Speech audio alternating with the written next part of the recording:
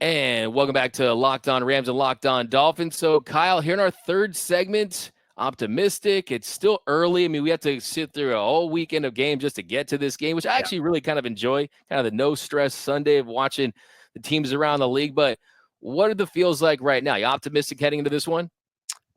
I think there's some nice building blocks offensively for how Mike McDaniel called that game. Usually when Miami plays Buffalo, they play with this urgency to try to score points and feel like they have to trade possessions.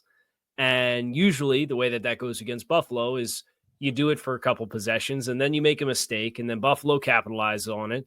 And now you're down 2 scores and you press even more and you try to catch up. And now you go for it on 4th down on 4th and 4 on your own 46 and you don't get it. And then they get a short field and then they get more points. And it's like, that's how you lose that game 48-20, which is how they lost it in Buffalo last year. They stuck with the script.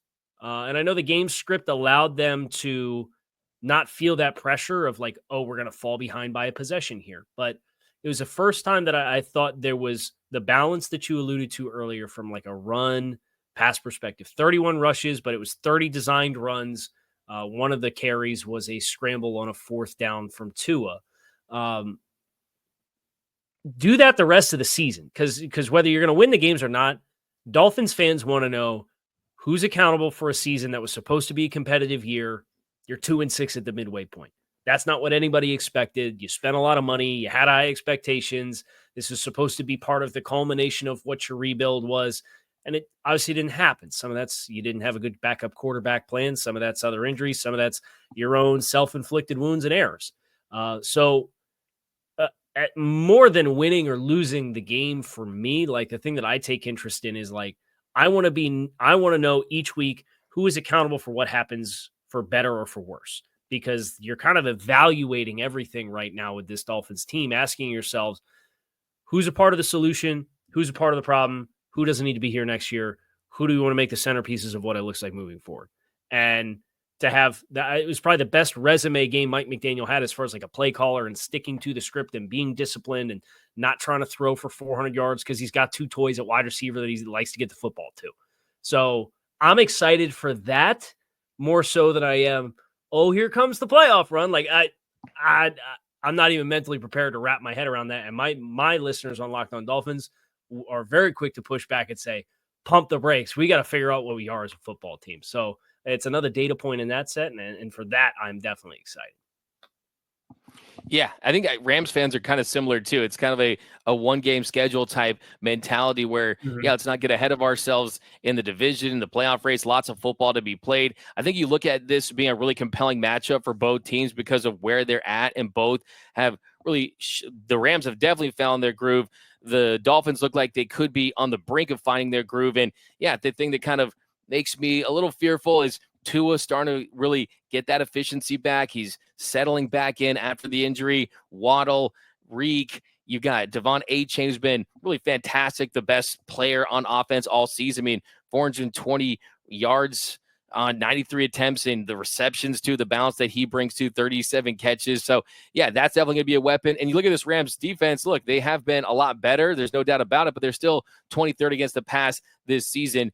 McDaniel with a couple extra days to prepare, really looking at ways to exploit that. It's a great head coaching matchup too. Also look McDaniel 8-15 on the road throughout his career. Dolphins going all the way to the West Coast, going up against an elite quarterback, an elite head coach.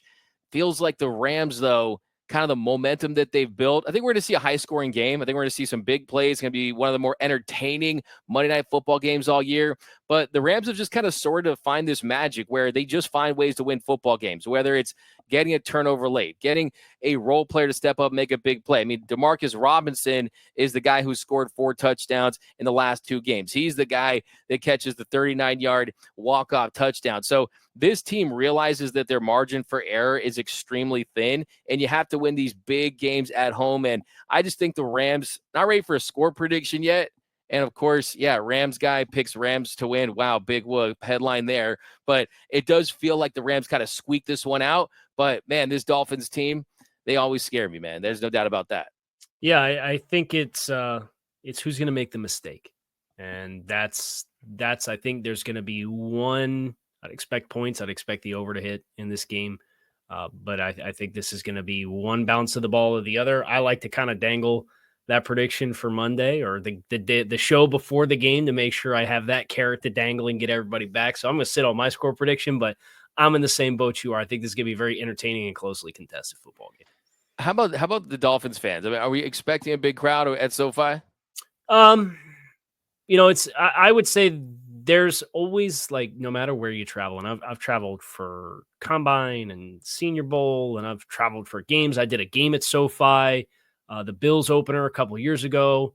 Um, you always seem to see just like one or two people wearing like a Dolphins hat or something like that. It feels like there's just a decent amount of us everywhere. I know there is the SoCal Dolphins fan club is out there, and they're a very strong group. So I think there'll be a decent representation. I don't think it's going to be taking over the house or anything like that. But when they played the Chargers last year in the season opener, they definitely had a strong show out there for that game. So I'd expect to see a decent turnout of Aqua. Let me ask you this, because I think Dolphins easily top 5 uniform in NFL history. Do you have a favorite Dolphins uniform? Because I still like the mid-90s Dan Marino with the That one drop right there. shadow. So that's the OG one, right? Kind of 80s. So I that like the 90s super drop shadow one. You know what I'm saying? yes. Yeah. Yeah, I think I'll take pretty much any of the combinations that they have other than the one that they have now would be the ones that I'd probably pick. Oh, So you don't like the ones they have now? no, they're clean, but they're I like the throwback with all the vanilla. stripes. You know what I mean? Yeah, you could take Yeah. I'll take all the throwback ones that they have over the modern era. And I know that was like one of the owner Stephen Ross's like pet projects. So it's like he's all about him because he was a part one who brought him in. But I think there's such great heritage and the aesthetics of the old school ones, just like Seattle with their throwbacks and Just all Rams fans, we want our throwbacks back too. I mean, yeah, kind man. of a mixed feeling, but they got to sell these jerseys somehow, you know.